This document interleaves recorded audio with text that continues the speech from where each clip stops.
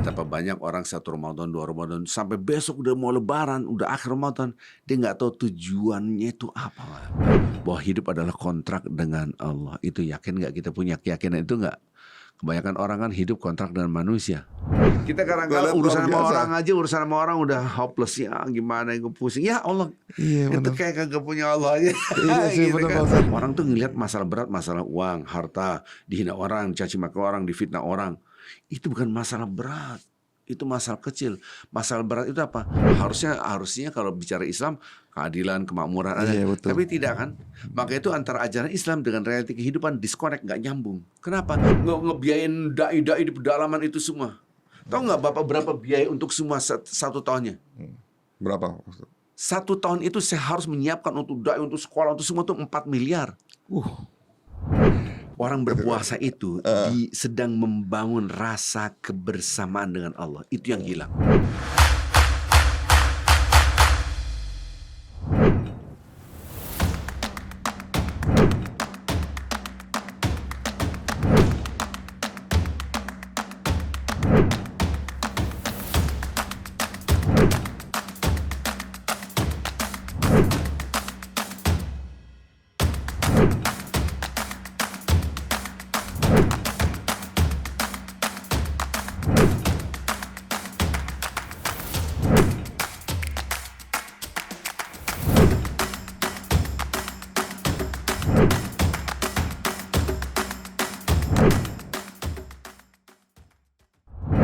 Assalamualaikum Pak Ustadz Arifin Waalaikumsalam. Jadiningrat. Waduh, terima kasih banyak banget nih mau mampir di channel saya nih Pak Ustadz nih. Alhamdulillah. Ini Pak Agung, Masya Allah, dari MRPI ya. Iya, MRPI saya Pak Ustadz. Ini terima kasih banget, terima kasih banyak banget nih Pak Ustadz nih. Alhamdulillah. Iya, Alhamdulillah. ini kan ini Pak Ustadz nih kan kita kan udah masuk bulan puasa nih Pak Ustadz nih ya kan. Siap. Kayaknya butuh ini Pak Ustadz, inspirasi nih sama insight lah dari Pak Ustadz nih di dalam bulan Ramadan ini nih di channel saya nih, biar pemirsa saya nih Pak Emae juga kan adalah ilmu-ilmunya Pak Ustadz, iya kan? Baik, subhanallah. Mana kita bicara dari mana Ramadan itu luas sekali ilmunya ya, gitu, tentang Ramadan. Jadi coba satu pertanyaan yang sangat mudah sekali. Pernahkah kita dalam perjalanan, taruh naik mobil, naik motor, naik apapun, atau jalan kaki, 1 menit, 2 menit, 3 menit, kagak tahu tujuannya kemana? Gitu. Bingung ya Pak Ustadz ya. Saya rasa tidak pernah terjadi pada diri kita. Karena apa? Pastinya kita orang yang sehat, waras, nggak mungkin terjadi itu. Biasanya orang yang stres, depresi, mau kemana nggak tahu, yang penting jalan. Nah, itu. Tapi ini analogi saja, sebuah kiasan analogika bahwa betapa banyak orang satu Ramadan, 2 Ramadan, sampai besok udah mau lebaran, udah akhir Ramadan, dia nggak tahu tujuannya itu apa, Pak. Nah iya itu dia nih, makanya perlu banget nih ini dari Pak Ustadz nih, kita nih bimbingan nih sama inspirasi dan insightnya nih. Tapi Pak Ustadz nih, sebelum kita bicara ke sana nih Pak Ustadz nih, ya kan saya tahu nih Pak Ustadz nih kan ada aktif di aksi peduli bangsa nih Pak Ustadz nih, ya kan. Betul. Terus kan Pak Ustadz juga kan sekolah di Universitas Al Azhar ya, Kairo ya Pak Ustadz ya kan. Ya terakhir lah gitu. Udah gitu juga ada dakwah juga di Amerika sama Kanada nih, Iya. ya kan. Saya gitu ya Pak Ustadz ya kan. Diundang doang saya. Saya seperti debu yang itu kemana aja ikut. Tapi luar biasa banget tuh Pak Ustadz, buat saya Pak Ustadz. Saya tahu Pak Ustadz kan lagi sering ikut kajian di MRPI itu ya, Masjid Raya Pondok Indah dulu, itu Pak Ustadz. Dulu banget. Iya benar. Sebelum COVID gitu.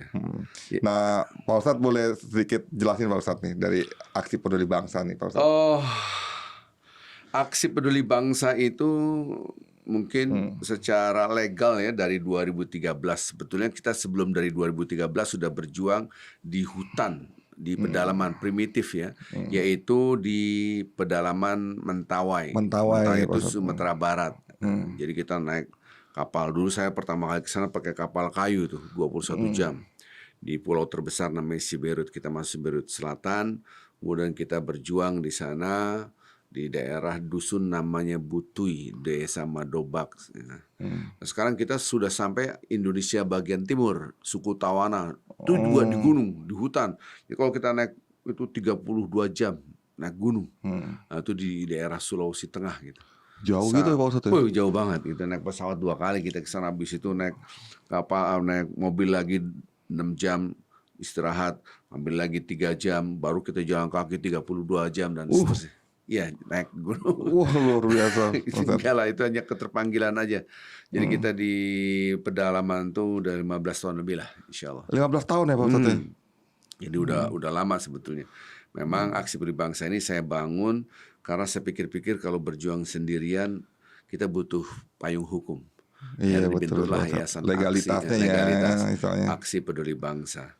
Dan banyak BUMN yang sudah percaya sama kita. Kita Alhamdulillah. dapat bantuan dari beberapa BUMN, mungkin ada sekitar 13 BUMN. Walaupun sekarang setelah COVID, apalagi pemilihan umum, ya nggak ada lagi bantuan. Oh, jadi Gitu masih kan. belum ini ya, masih masih dari mandiri nih COVID sekarang ya. nih saya Pak Ustadz. Alhamdulillah ya ada Allah kan. Allah ya, wah luar biasa Pak Ustadz nih. Kasihan saudara-saudara kita di sana nggak kenal pakaian. Oh, Mohon maaf, perempuan pun nggak pakai pakaian, hanya alat vital saja yang ditutup. Ini tato semua. Jadi ya gitulah kehidupan di hutan. tapi emang itu belum kesentuh Pak Ustadz sama Kalau menurut saya pemerintah sih gitu. belum kesentuh. Gimana? Listrik juga nggak ada. Suku Tawana juga begitu. Mereka belum disentuh. Tapi mereka sudah pakai baju walaupun masih ya nggak kenal bahasa Indonesia, nggak kenal sekolah, Oh, nggak kenal bahasa Indonesia? nggak kenal bahasa Indonesia. Jadi saya Terus masuk itu komunikasinya gimana Pak pakai Ustadz? penterjemah. Oh, Ya harus ada penterjemah lah. Nah ini aksi peduli bangsa emang tidak ada profit oriented, bukan cari duit, cari apa. Saya hanya pengabdian buat NKRI. Kebetulan saya lama di luar ya, dari tahun 80-an balik tahun 2000. Jadi ya kadang-kala semakin jauh semakin cinta. Zuhriban yazdadu hubban. Semakin jauh semakin saya tuh mau mengabdi, ya Allah. Saya ingin sekali mengabdi buat bangsa kita, dan dulu cita-cita saya tuh memberikan beasiswa ke anak-anak Indonesia, karena hidup saya beasiswa terus. Dari beasiswa ke beasiswa terus nggak pernah ngeluarkan duit 1 rupiah pun ke banyak lembaga pendidikan lah. Dan akhirnya saya pikir saya harus mengembalikan ke bangsa saya gitu. Maka itu ketika kita masuk di Mentawai, akhirnya kita berikan beasiswa anak-anak sekolah sampai sekarang, alhamdulillah. wah alhamdulillah. Ini Pak Ustadz, kalau dari visi misinya aksi peduli bangsa Kalau nih, aksi peduli bangsa apa kan nih, membangun jiwa raga bangsa. bangun jiwa raga bangsa Jiwa raga ya. bangsa. Kita bantu. Maka itu BUMN pas ngelihat kita istilahnya diaudit lah, didiagnosa lah kalau fisik itu. Wah, akhirnya mereka visit, melihat sangat kredibel, dan kita termasuk yayasan yang nomor 1 yang sangat kredibel di kalangan BUMN gitu. Tapi ya alhamdulillah lah, semua juga karena Allah ya. Istilahnya alhamdulillah ala kulli hal ya. Kondisinya COVID, susah, pemilihan umum, dan terus sampai sekarang belum ada lagi bantuan gitu ya. Mudah-mudahan ke depan ada bantuannya lagi gitu kan. Insya Allah ya Pak Ustadz ya. Siapa tahu nih ada yang Insya Allah. nonton nih di Insya Allah. sini kan, udah nggak Pak Amin, Ustadz? amin, Ada yang amin. pemirsa saya nih, Pak E dan Mak E nih yang bisa peduli juga kan ya Pak Ustadz ya. Insya Itu Allah, gitu kalau kan saya jadi yakin ada investasi Allah. akhirat ya Pak Ustadz. Insya Allah ya, saya yakin pasti ada yang bantu kita lah. Nggak pernah kita gini analoginya. Kalau kita jadi pegawai sebuah perusahaan, taruhlah kita jadi pegawai perusahaan A, kita kerja di situ, perusahaan A yang mengcover, ya kan? Iya betul. Kita dikasih gaji, kita kasih bahan asuransi hidup kita kalau kita sakit. Gimana kalau kita jadi pegawai Allah? Masya Allah. Saya tanya, apakah kita dibiarin? Iya, Rezekinya lebih benar, banyak benar. kan? Iya. Nah keyakinan itu bahwa hidup adalah kontrak dengan Allah, itu yakin nggak kita punya keyakinan itu nggak? Kebanyakan orang kan hidup kontrak dengan manusia. Iya, Coba iya, pikirin, saya datang ke pedalaman, mengeluarkan duit, iya, jangankan uang, jiwa saya hampir terancam. Berapa kali saya mau dibunuh oleh orang-orang pedalaman. Ustaz. Udah nggak kehitung, udah berapa kali ya. Udah sering. Tapi alhamdulillah kan Allah jaga kita. Nah keyakinan itu kadang-kala hilang dalam kehidupan kita. Itu dia tuh Pak Ustadz tuh. Terbaru saya itu juga kadang-kadang tuh masih setengah-setengah nih, saya makanya ngikutin Pak Ustadz banget tuh. Itu tuh Pak Ustadz tuh saya tuh. Kita kadang-kala Lihat urusan luar sama biasa. orang aja, urusan sama orang udah hopeless ya, gimana gue pusing. Ya Allah, Iya, itu benar. kayak kagak punya Allah aja. Iya sih, Gitu benar, kan. Pak Ustadz. Ain Allah, di manakah Allah? Gitu. Dalam kondisi kayak gitu, atau kondisi kita nggak ada masalah apa-apa, baik-baik saja, tiba-tiba disodorkan materi yang begitu banyak, tapi ini haram. Itu juga masalah berat. Iya sih Kan benar. kita punya masalah itu masalah duniawi yang menyebabkan kita berat. Padahal masalah yang terberat itu dosa. Iya iya Orang iya tuh iya. ngelihat masalah berat, masalah uang, harta, dihina orang, caci maki orang, difitnah orang. Itu bukan masalah berat. Itu masalah kecil. Masalah berat itu apa? Kalau ada dosa. Dah, itu masalah berat. Tapi kan itu umum Pak Ustadz yang terjadi di kita ya dalam kehidupan ini ya Pak Ustadz ya. Ibarat ini gelas nih, gitu kan. Kita in the box. Cara berpikir kita tergantung apa yang ada di dalam. Kita harus out of the box. Out of the box itu namanya tauhid namanya. Tauhid itu kita tidak terbelenggu dalam makhluk. Cara berpikir kita khalik Allahus Samad. Kita bergantung pada Allah. Nah itulah ketika kita terjebak di dalam, bukan lagi iya karena na'budu iya karena nasta'in, tapi kita iya manusia na'budu iya manusia nasta'in. Iya sih benar. Bukan hanya kepada Allah, engkau ya Allah, aku minta menyembah engkau dan meminta pertolongan dari engkau, tapi kita depend on manusia, mengandalkan manusia, bukan Allahus Samad, bukan depend on Allah. Maka kita ditauhidkan oleh Nabi Muhammad SAW, kita dikeluarkan dari kehidupan materialistik, kausalistik, interaksi antara makhluk dan makhluk, interaksi kita dengan Khalik. Maka kita keluar. Maka itu kalau hidup kita masih di dalam, tauhidnya tidak ada aktualisasi dalam kehidupan berarti.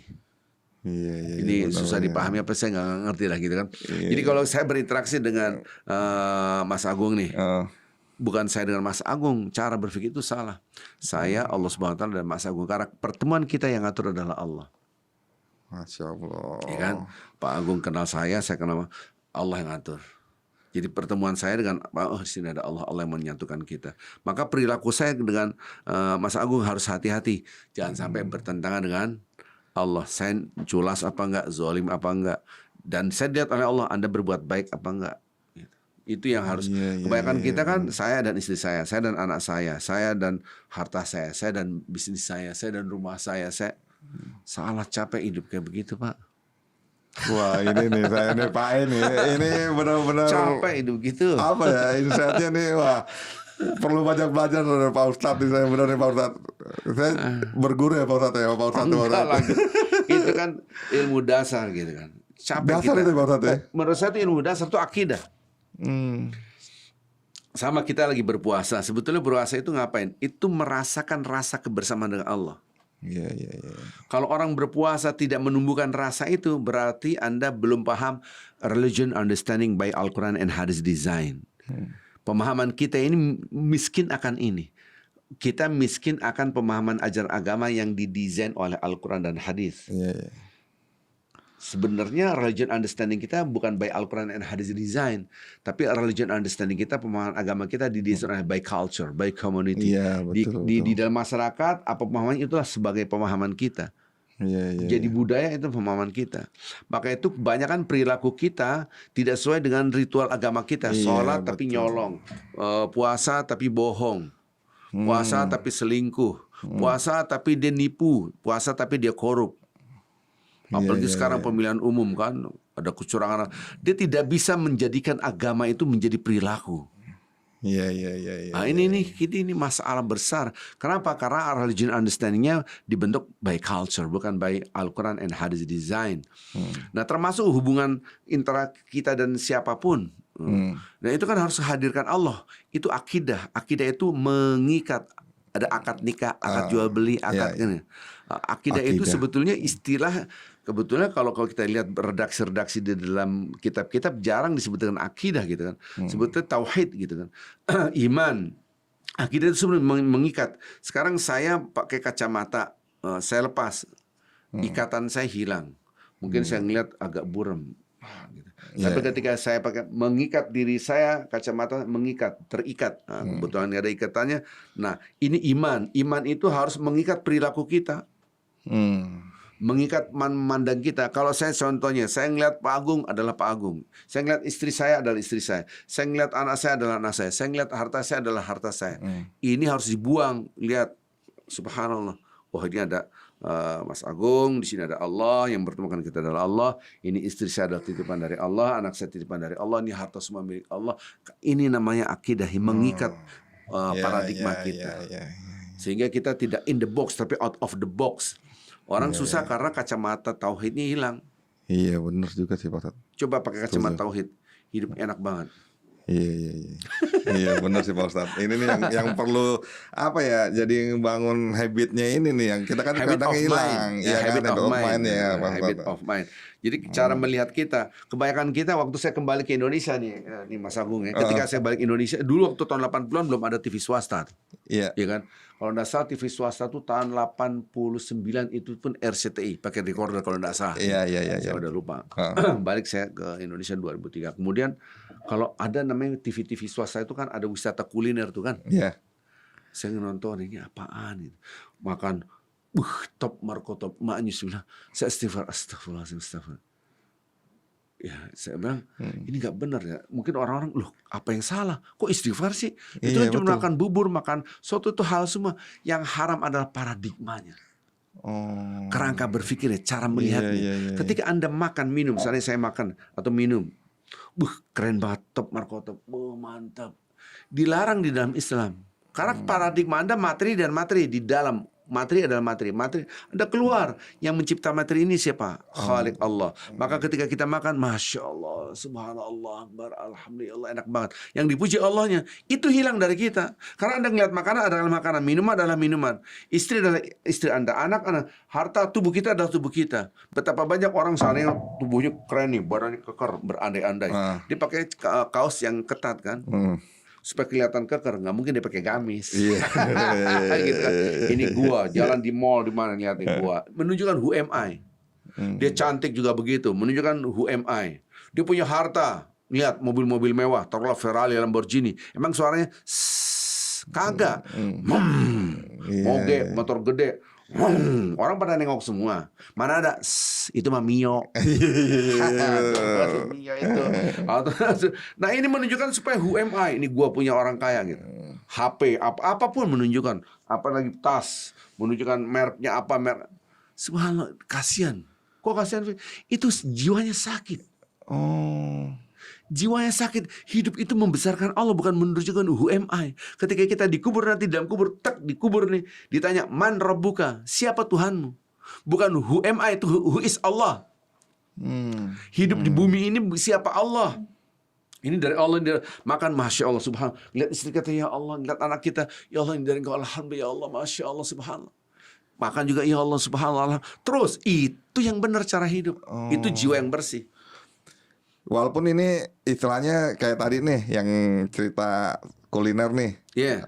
Mak Nyus apa Ya, Mak gitu, Nyus, ya, itu Mak Nyus kayak gitu tuh. ya Mak istilahnya itu kan memang buat apa ya, Ekspresi. konten buat jualan lah, promosi apa gitu tuh memang secara intinya tuh nggak bagus ya Pak Ustadz ya. Memang Itu disorientasi hidup. Siapa yang nyuruh kita membesarkan selain Allah? Kita komitmen la ilaha illallah. Tidak ada yang patut disembah selain Allah. Tidak ada yang patut dibesarkan selain Allah. Tidak ada yang patut dipuji selain Allah. Tidak. Jadi semua nothing, hanya Allah doang. Tiba-tiba Anda Mak Nyus, Mak Erot, Mak Ci, Mak siapa gue gak tahu. Mama saya sebut itu. Gitu kan.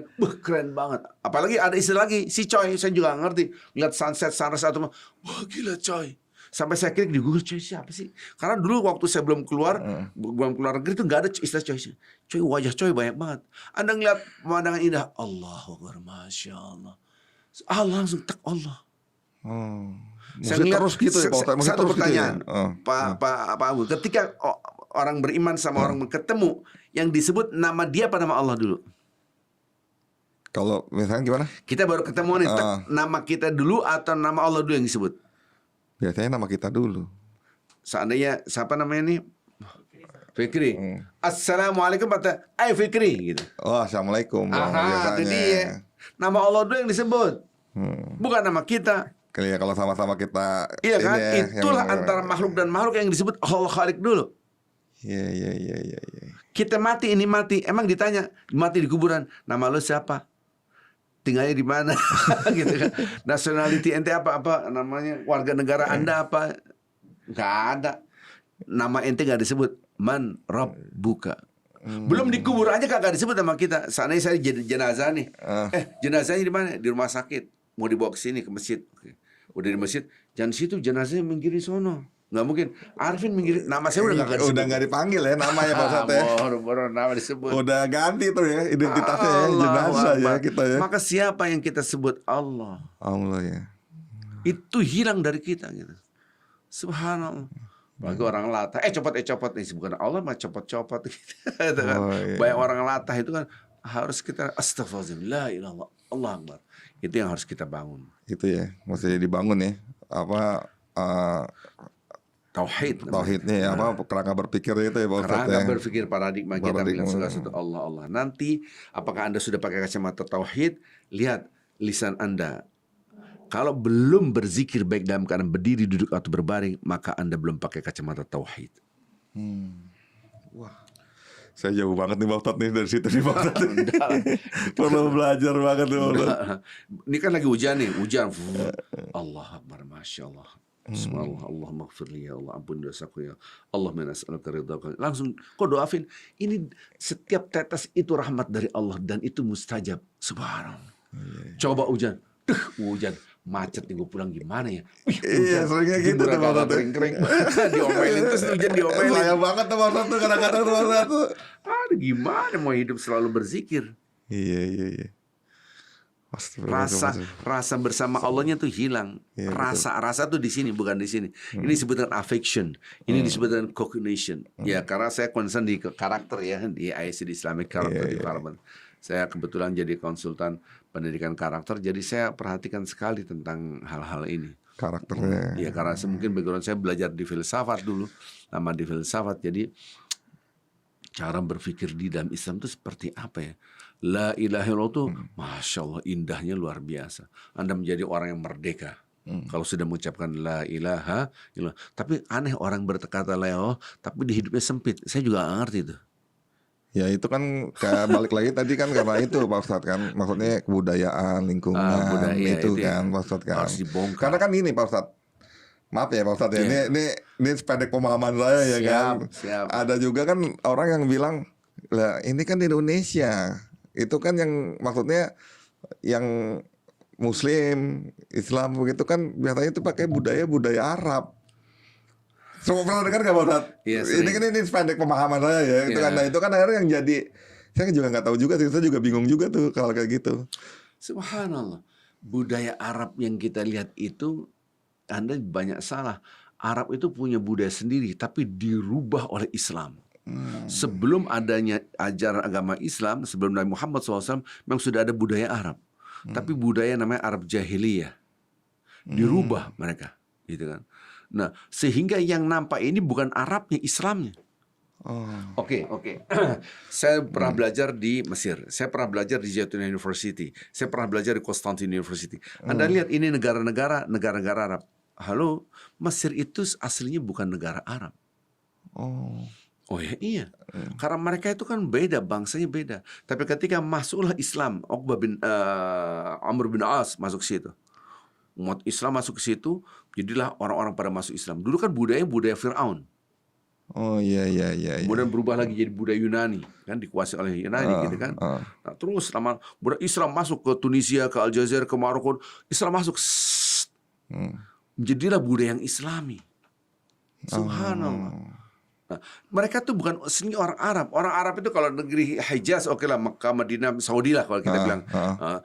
Itu Arab, Yaman itu Arab. Tapi kalau sekarang Liga Arab itulah negara-negara yang berbahasa Arab. Jadi jangan lihat budaya Arabnya, tapi Islam yang kita lihat. Orang yang mendiskreditkan budaya Arab itu sebetulnya dia membantai Islam, tapi nggak berani ngomongnya pakai bahasa Arab gitu. Gimana sih? Jangan menghina Arab. Karena apa? Mereka lah yang paling berjasa buat kita. Kenapa? Mereka membawa panji-panji Islam. Kita mengenal la ilaha dari mana kalau bukan dari negara dengan orang-orang Arab itu. Subhanallah. Cara berpikir kita malah terjadi distorsi, keracunan kita. Ini budaya Arab. Sebenarnya kenapa Anda nggak ngeliat ini budaya yang sangat Islami dengan nilai-nilai kemanusiaan yang terbangun? Subhanallah. Harus dibangun itu. Saya tidak pernah ngeliat ya. Mungkin karena cara berpikir saya nggak ngelihat kulitnya aja, dalamnya apa? Dalamnya ya. Subhanallah.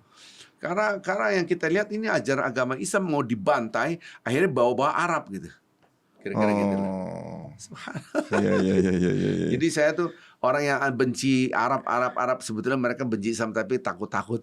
Oh gitu ya Iya Pak kan? Ustadz ya. Iya Kenapa subhanallah? Ya saya tanya, orang Arab datang ke Indonesia menjajah apa enggak? Enggak kan? Enggak pernah. Enggak pernah dia. Enggak pernah kita dijajah. Justru mereka membawa rahmat. Iya, Memang iya. filsafatnya adalah wama arsalnaka illa rahmatil alamin. Sekali-kali kami tidak pernah mengutus engkau hai Muhammad kecuali membawa rahmat bagi alam semesta.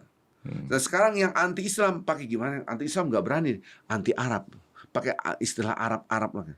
Nah ini yang kadang-kala saya tidak mau terjebak. Jadi kadang-kadang kita terjebak dengan ya adanya sosial media yang begitu dahsyat.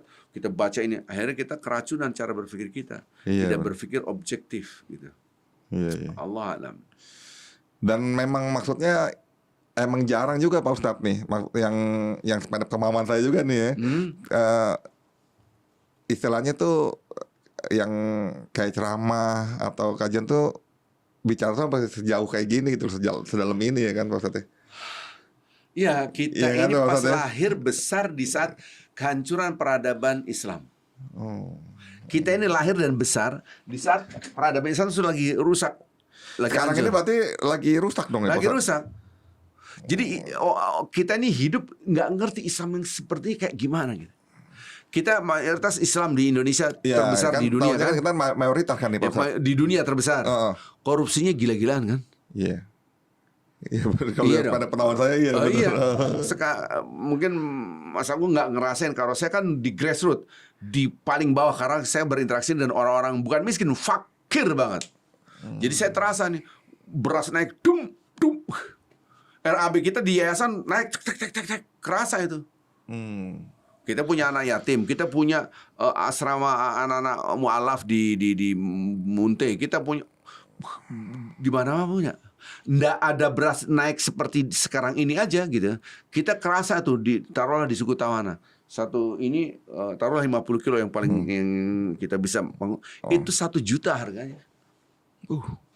Di sana ya Pak Ustadz ya? Iya, suku Tawana. Ini belum kenaikan beras gitu. Iya. Nah kalau kita nggak kaget gitu karena memang pedalaman tuh akses susah, infrastruktur Iya, nggak iya, ada. iya. Kita bawa beras susah banget. Intinya gini, negara kita mayoritas Muslim. Harusnya kalau bicara Islam keadilan, kemakmuran ada. Iya, betul. Tapi tidak kan. Maka itu antara ajaran Islam dengan realiti kehidupan disconnect, nggak nyambung. Kenapa? Yaitu tadi kita pas lahir besar di saat kehancuran peradaban Islam. Mudah-mudahan anak cucu kita merasakan kejayaan Islam. Mudah-mudahan. Iya, Gitu iya, ya. insya Allah Pak Ustadz ya. Dengan begini sekarang. Iya benar nih, Pak Ustadz nih yang luar biasa nih. Enggak, biasa aja. Subhanallah. Ini bisa curhat, saya yang curhat jadi. Enggak kan jadi ini Pak Ustadz. Ya insight lah buat kita lah Pak Ustadz. Yang Insya nonton Allah. nih kan jarang-jarang juga nih dapat ilmu seperti ini kan, pengetahuan Insya seperti ini. Kan saya perhatikan kan Pak Ustadz kan ini Pak Ustadz. Ada dakwah juga ya di Amerika sama Kanada ya Pak Ustadz ya. Itu Ini. gimana tuh Pak Ustadz di sana perkembangan nih? Itu sebetulnya saya itu kan lama di hutan ya. Udah berapa, mungkin sudah 2-3 tahun, udah masuk tahun. Tiba-tiba saya keluar pakai sampan kan, 8 jam tuh naik sampan speedboat tuh, dan saya masuklah laut kan, mau ke kapal ferry, baru dapat sinyal kan. Wih, ada sinyal, saya buka email, ada invitation letter gitu kan, undangan saya disuruh ke Amerika ya. Saya bilang bisa nggak? Ya insya Allah saya. Akhirnya saya udah itu 2014. Udah bolak-balik ke sana aja dari dulu Rutin, sampai Ustaz? sekarang rutin. Sampai sekarang? Karena sekarang saya lagi tugas lagi membangun masjid dan saya harus tongkrongin ya saya kagak ke sono. Biasanya tiap tahun mesti saya ke sana gitu kan. Ya tahun lalu di Kanada 3 bulan lah gitu. Lama juga ya. Ya saya sebetulnya karena keterpanggilan, kasihan mereka juga butuh pencerahan kan gitu. Nggak pernah saya mimpi saya ngapain ke Amerika juga nggak kepikir. Ya, itu pun unpredictable. Iya. Hidup memang begitu Pak. Coba Mas Agung, A atau B nih, tinggal pilih nih, A atau B, pilih ya. Mayoritas lembaran hidup kita A sesuai dengan prediksi kita, perkiraan kita. B di luar prediksi kita. A atau B? Ya mesti A dong kalau normalnya. Hah? Normalnya kan gitu. Kita kan udah bisa merencanakan apa gitu kan, maunya kita kan gitu kan Pak Ustadz. Ya. Ini sepeda pemahaman saya ya. Nggak apa-apa, kita Ya. nggak harus paham. Nggak Iya apa-apa. betul. Enggak, bukan. Maksudnya gini. Yang saya paham kan gini. Kita nih bisa berencana nih. Iya kan Pak Ustadz kan. Kita mau jadi ini nih gitu kan. Tapi ternyata nggak nyampe. Misalnya gitu. Terus dapatnya yang lain nih. Aha. Ya itu kan unpredictable ya kan. Unpredictable. Artinya itu kan memang Allah nih memperjalan kita tapi bukan untuk dapat ini nih, tapi Iya, dapat ini gitu iya loh. betul. Istilahnya kan gitu kan. Nah sekarang pertanyaan, mayoritas lembaran hidup kita sesuai dengan prediksi kita atau di luar prediksi? Di luar prediksi sih. Di luar prediksi. Di luar prediksi. Karena kadang apa yang kita mau, apa yang kita rencanakan nih nggak Beda. sesuai dapatnya. Pertemuan kita hari ini, pertemuan kita hari ini, sore hari ini, itu unpredictable, betul nggak? Iya betul sih Pak Ustadz. Benar sih, Betul nggak? benar Pak Ustadz. Subhanallah. Benar Pak Ustadz. Sekarang kita punya bini nih, kita punya istri. Halo, itu unpredictable. Perhatikan. Dulu prediksi Iya. Anda. Iya juga. Anda tinggal di mana sekarang, rumah Anda di mana, itu unpredictable. Maksudnya apa? Hai manusia, seakan-akan Allah ngomong gini. Seakan-akan, hai manusia, hidup kamu tuh aku yang ngatur. Lihat, banyak tidak sesuai dengan Anda. Banyak yang tidak sesuai dengan, karena aku yang ngatur, maka mintalah kepada aku. Nah saya ke Amerika Kanada tuh unpredictable. Nggak pernah saya, ya Allah, aneh mau ke Amerika. Nggak pernah kepikiran juga, enggak. Bukan nih ini Pak Ustadz. Ini kalau yang sependek pemahaman saya Pak Ustadz ya. Kan ada tuh yang misalnya itu ya keilmuan nih yang teori-teori nih. Ya kita tuh mesti bisa, termasuk nih kayak tema saya nih, create second wind nih. Gitu kan gitu kan. Apa sih lo angin keduanya yang mau dibikin gitu kan. Kita kan merencanakan tuh kan Pak Ustadz. Tapi saya juga suka ngobrol gini juga Pak Ustadz sama temen lah yang lagi membutuhkan ya kayak curhat lah apa gitu ya Pak Ustadz ya. Itu ya saya bilang yang bagus emang mesti di-create hal kayak gitu ya kan, tapi kita sampainya di mana dan memang kita belum dapat ini dan kita dapat yang lain, itu memang udah harus kita serahkan sama Allah. Gitu kan sih Pak Ustadz sebenarnya? Itu iya betul. Maksud saya kan saya tidak bicara itu. Kita memang harus punya planning, berpikir. Iya. Punya planning itu nanti harus begini-gini. Itu harus kita berpikir. Gitu kan. Plan A, plan B, plan C itu harus. Tapi maksud saya tadi mayoritas lembaran hidup kita sesuai dengan prediksi kita kah atau di luar prediksi? Jawabannya unpredictable, di luar prediksi. Iya. Maksud saya adalah kita hidup ini hanya disuruh usaha. Usaha itu harus berpikir, punya plan. Iya, itu kan bagian dari usaha ya kan Pak Ustadz? Itulah kafling kita. Ya, kaflingnya Allah menentukan. Iya. Wan laisa lil insan illa ma sa'a wa anna sa'yahu sawfa yura. Manusia itu tidak punya apa-apa kecuali apa yang diusahakan. Iya. Yang diusahakan itulah yang akan diperlihatkan. Iya. Saya juga berarti saya baru paham juga nih Pak Ustadz. Usaha itu dengan berpikir all out, mikir gimana, kolaborasi, sinergi, koneksi. Wah, ayo. Itu usaha. Tapi kalau usaha cuman sedikit, habis itu doa, gue udah usaha. Ya, usaha seperti apa? Iya. Nih. Ada redaksi Al-Quran yang banyak disalahpahami. La yukallifullahu nafsan illa usaha tuh, hafal tuh Mas Agung. Allah tidak pernah membebani seorang hamba kecuali semampunya. Iya.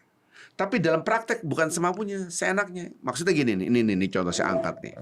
Ini lapangan bola, berandai-andai. Pak Kiai ngomong, santri-santri, lari, berapa kali keliling Pak Kiai? Ya semampunya lah. Kata, udah Pak Kiai. Santri yang lain, wah, 1, 2, udah Pak Kiai. Yang lain, oke, 1, 2, 3, udah. Jadi ada yang cuma sekali, ada yang 2 kali. Nih, Pak Kiai mau nunjukin kalian ya. 1, 2, 3, 4, 5, 6, 7, 8, 9, 10, 11, 12, 13, 14, blok. Jatuh dia. Santri langsung jatuh. Pakai banyak banget. Sampai 15 kali keliling lapangan bola. Ini namanya semampunya. Tadi kalian seenaknya. Iya. Hidup itu berusaha semampu kita. Orang paham semampu kita tuh ya sekedarnya.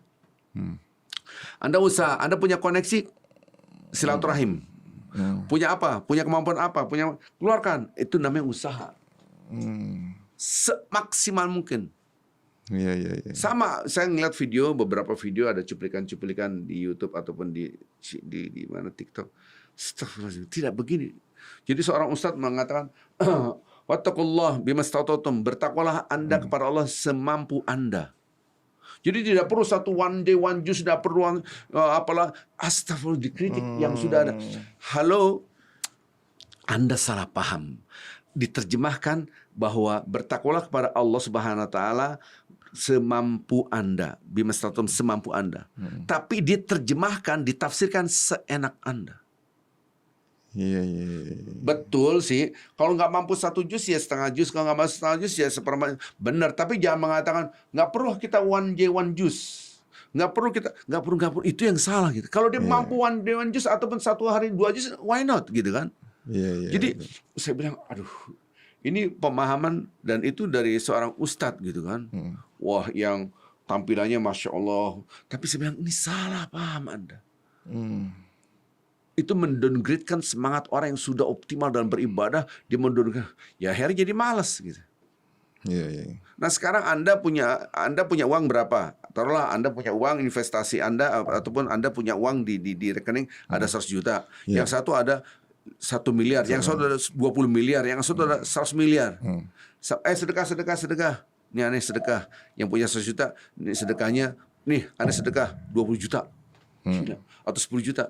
Yang punya 100 miliar, aneh juga 20 juta. Beda lah kualitasnya. Anda punya 100 miliar. Betul. Jauh. Gimana ceritanya? Ya, namanya sedekah ya. Ente mampunya berapa? Anda mampu 1 miliar, kenapa nggak dikeluarkan 1 miliar? Iya, iya. Orang kaya di Indonesia banyak. Ngeluarin duit, dipirit. Iya, iya. Ini kalau aksi bumi bangsa, orang terketuk hatinya semua nih orang-orang punya duit. Itu saya gampang dakwahnya. Sekarang membiayai 1 dai aja beratnya minta ampun. Sekarang ada berapa dai? Ada 20 dai di Sulawesi dimasuk. Gaji 1 dai berapa? Ini kalau orang-orang kaya semuanya berkolaborasi, kelar saya nggak mikirin. Aduh ini gimana? Belum lagi sekolah, belum lagi, banyak yang kita pikirin. Iya sih. Kenapa? Idza masul khairu manu'an. Karena di redaksi Al-Quran, orang-orang kaya semakin pelit. Quran yang ngomong bukan saya. Ada ya di Quran itu ya. Idza masul khairu manu'an. Redaksi Al-Quran. Innal insana khuliqa Semakin halu'an. kaya semakin pelit ya. Iya. Ini Mas Agung nih kita bergaul. Kita mau bikin yayasan ini ataupun apa? Jadi pengurus DKM aja. Oh dia orang kaya itu, masukin aja. Halo, belum tentu dia kaya itu sedekahnya lebih baik daripada ente yang biasa-biasa aja. Quran yang ngomong surah Al-Ma'arij. Innal insana khuliqa halu'an idza massahu syarru jazun wa idza massal khairu man. Sungguhnya manusia diciptakan ada 2 sifat nih. Dia kalau dapat kesengsaraan dia berkeluh kesah. Dia dapat nikmat tambah harta, dia malah pelit. Ini redaksi Quran bukan saya. Ini mudah-mudahan yang dengar juga ada orang kaya nih. Pelit apa kagak nih gitu. Iya, benar-benar. Subhanallah. Saya tuh gak heran. Dia punya mobilnya hebat. Mobilnya keren banget tuh. Saya diundang di rumah. Mobil Allah. Masuk. Ferrari-nya tua gapat. Itu baru Ferrari doang. Belum BMW-nya, belum yang mobil-mobil Land Cruiser belum.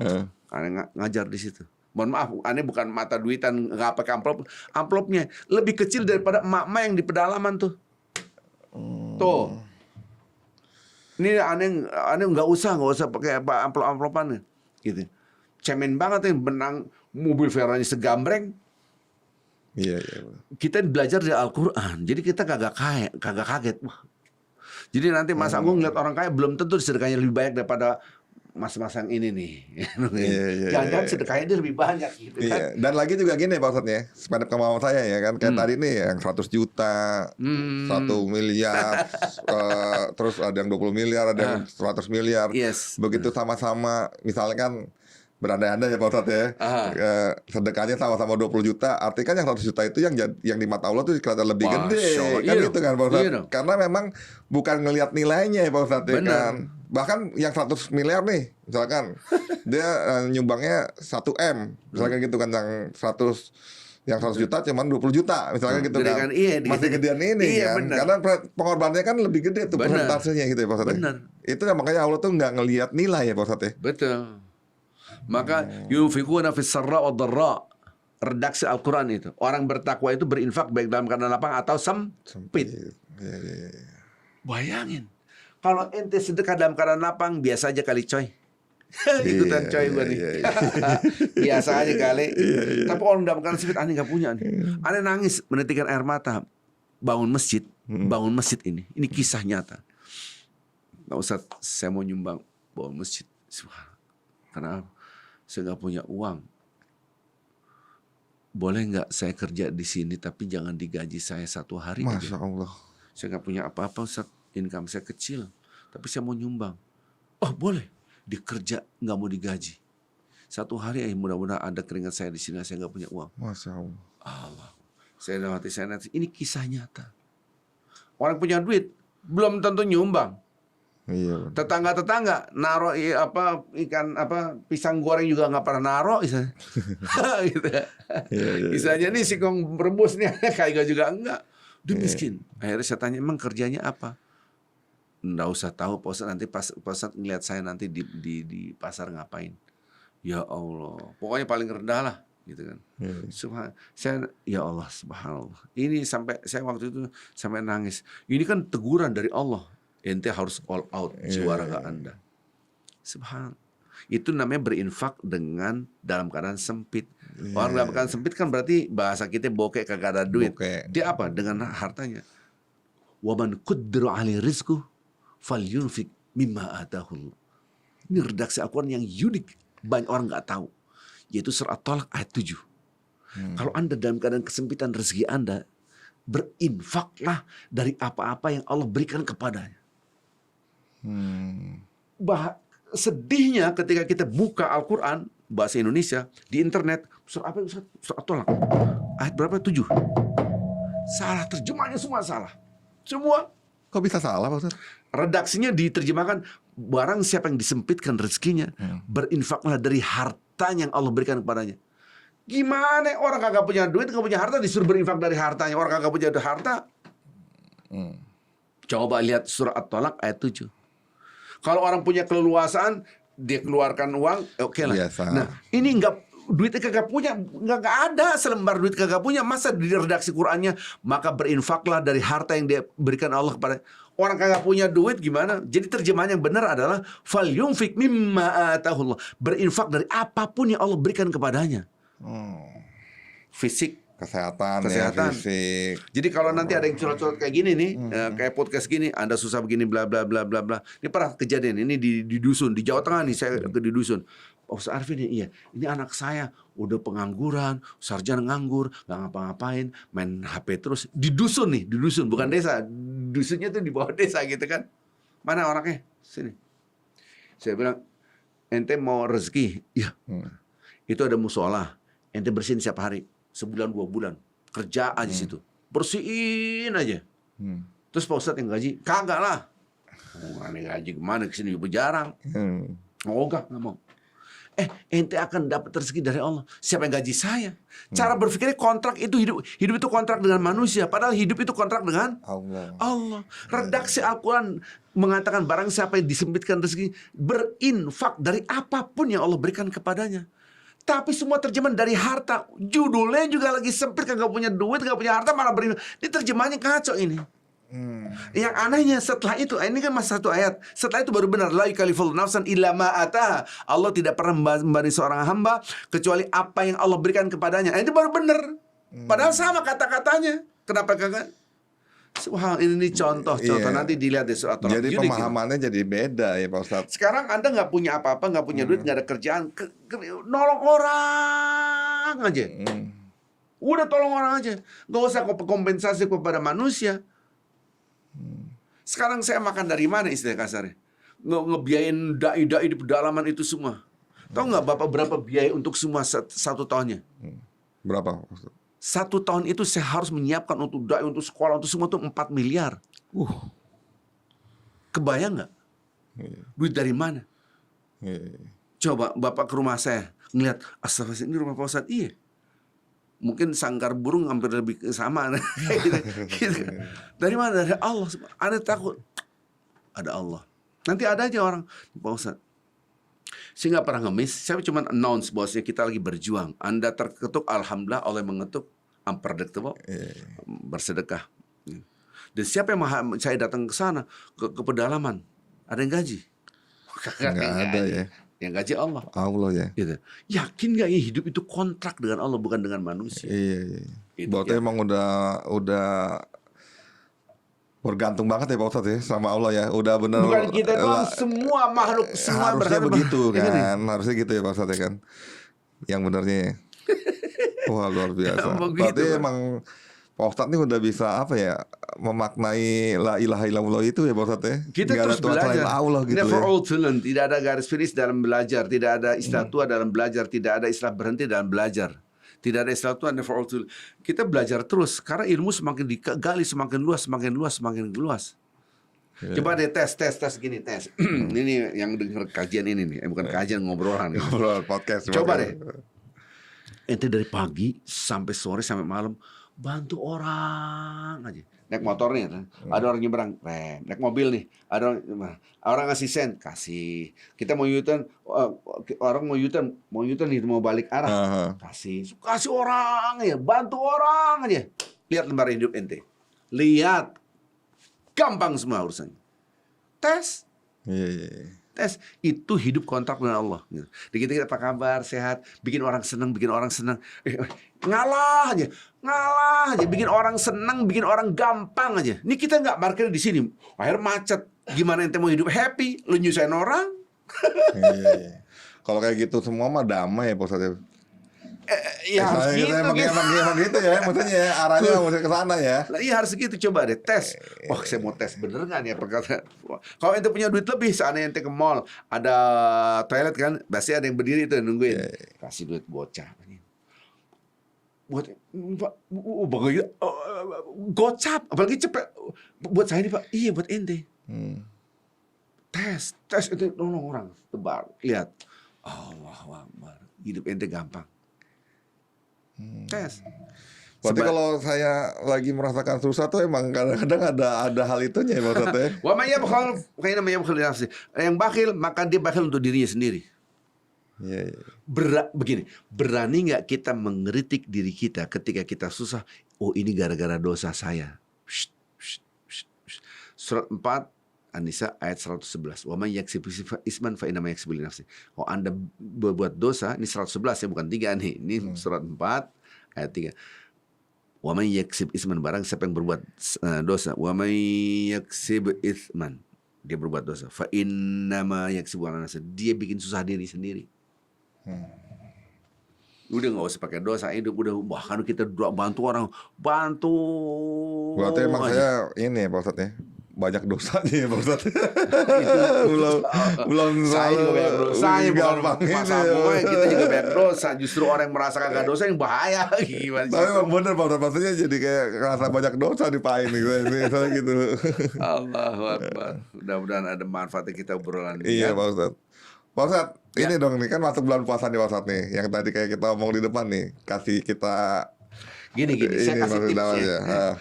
Orang berpuasa itu sedang membangun rasa kebersamaan dengan Allah. Itu yang hilang.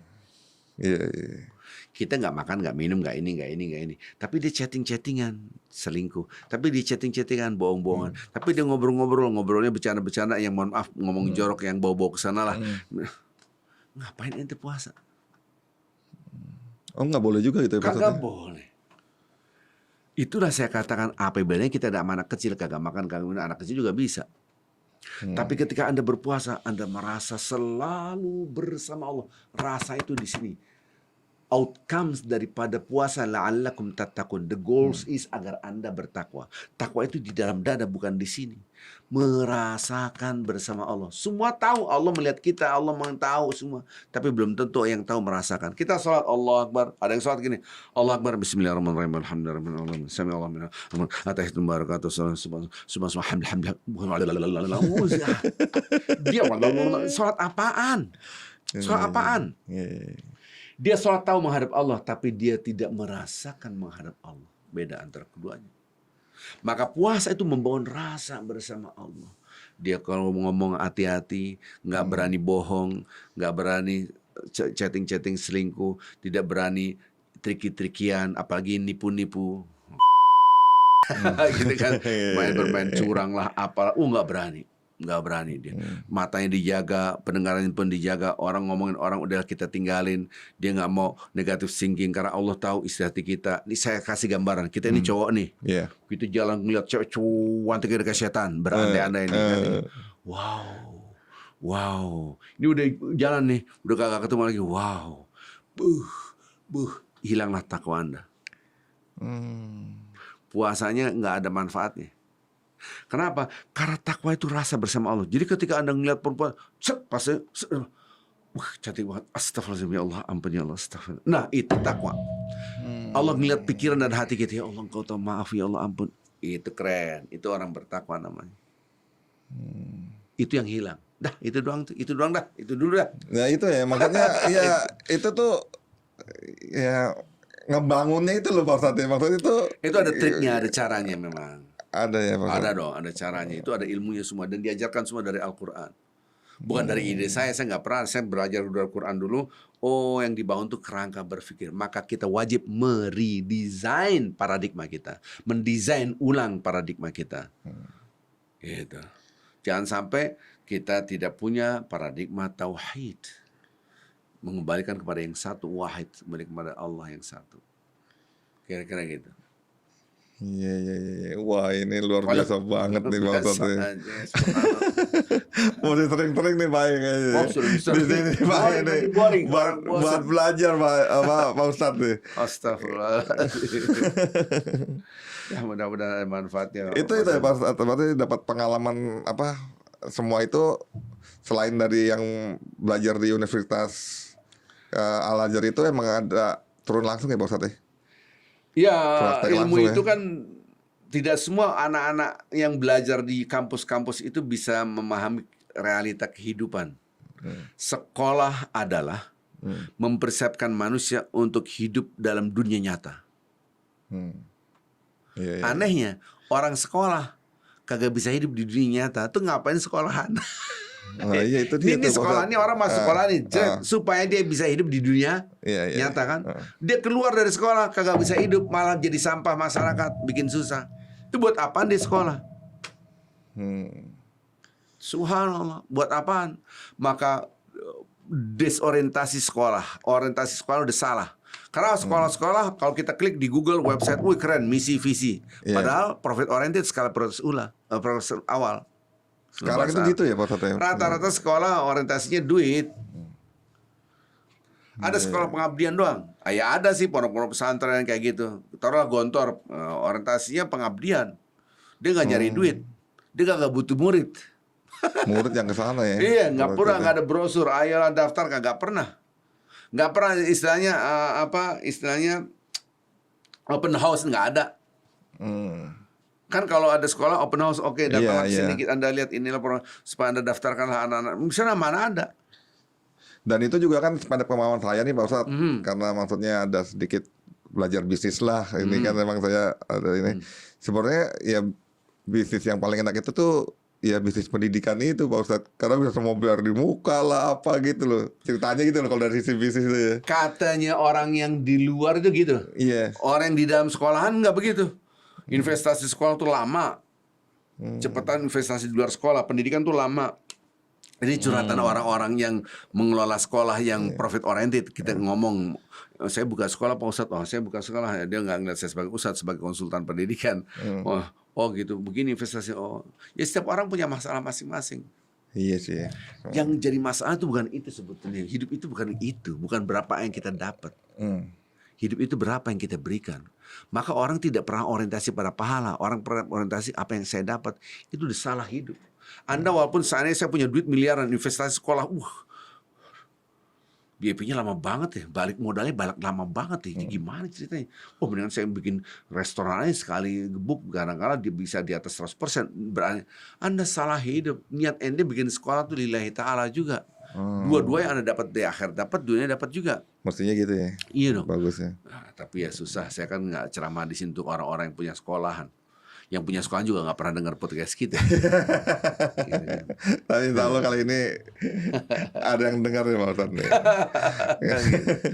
Tapi emang benar sih Pak Ustadz. Maksudnya ya saya kan nih kebetulan kan atlet lah ya. Dulunya atlet tuh bahkan sampai ngorbanin sekolah lah gitu kan. Ya kehidupan sebenarnya itu tuh ya setelah lepas jadi atlet itu tuh istilahnya gitu kan. Dan memang kalau kita nggak banyak-banyak belajar gitu ya Pak Ustadz begitu, kadang-kadang emang kayak nggak siap juga gitu dalam kehidupan nyata.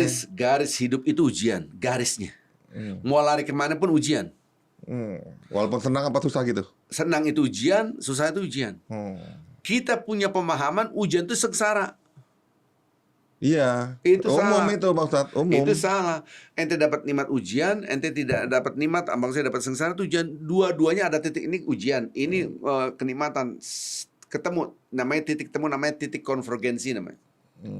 Titik konvergensinya apa? Ujian.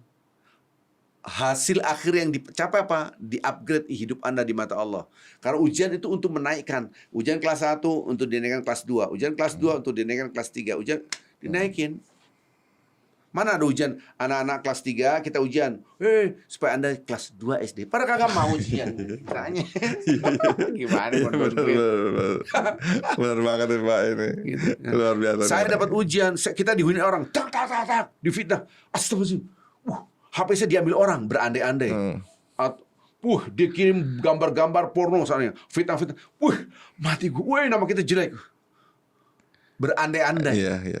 Kata istighfar. Pertama istighfar, ya Allah, dosa apa saya kenapa dapat hukuman ini, ya Allah. Jangan-jangan saya bikin susah orang sehingga saya susah. Jangan-jangan saya pernah fitnah orang sehingga saya sekarang fitnah. Jangan terus ampuni aku, ya. Itu nomor 1. Yang kedua, ya Allah, pasti di balik ini pasti ada kebaikan. Seperti koin. Koin itu ada 2 wajah. Dua sisi. Sengsara, nikmat. Jadi sengsara bersama nikmat. Kita jangan hanya begini, dibuat baik dong. Pasti di balik ini ada hikmah, pasti Engkau maha baik. Untuk mengupgrade kualitas hidup saya bersabar, ya Allah. Ternyata orang memfitnah kita, menghina kita semakin dapat pahalanya. Wih, investasi. Dia menghina kita dapat pahalanya. Iya. Jadi bagaimana hidup itu bisa kita pahami dengan out of the box gitu. Mesti out of the box ya. Iya, maksudnya. jangan satu sisi yang lain juga harus kita lihat. Wah, ini luar biasa banget nih Pak ini sama Pak Ustadz Arifin ini nih. Saya ini banget deh. Maksudnya guru banget nih, mesti belajar Allah, banget nih sama Pak Ustadz Arifin nih saya nih. Pak Ustadz, Ya, terakhir Pak Ustadz kasih pesan lah Pak Ustadz buat ini Pak E dan Mbak E nih pemirsa saya nih.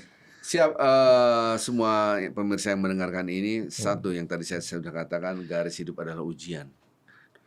Tapi cuman sebentar. Itulah dunia, sekejap mata. Hasil ujiannya itu di akhirat, tapi abadi selama-lamanya. Wah, luar biasa nih. Singkat tapi nonjok banget nih soalnya ini Pak Ustadz. Insya Allah lah. Buat kita deh Pak, terobos saya sih sebenarnya nih. Insya Allah lah. Ini emang kita tuh emang bener-bener harus ini ya, menjalani ini semua dengan ridho ya Pak Ustadz ya. Insya Allah. Ya mau Gitu. konsultasi, kontak ke HP saya aja. Boleh Pak Ustadz ya? Ya, nanti di 0811 940 969 0811. Nanti saya taruh di ini juga ya, Siap. di layar ya Pak Ustadz ya. Siap, insya Allah. Pak Ustadz Arifin nih, terima Sama-sama. kasih banyak Pak Ustadz. Aduh, ini kalau boleh nih jangan sekali ini Pak Ustadz. Ini udah jadi tak- awal nih Pak Ustadz. Mampir di Anytime, sini Pak kapan Ustadz. aja insya Allah. Ya. Iya Pak Ustadz ya. Insya Allah, insya Allah. Terima kasih banyak nih. Sama-sama. Pak E, ikutin terus ya di channel saya Pak E ya. Oke Pak E, sip.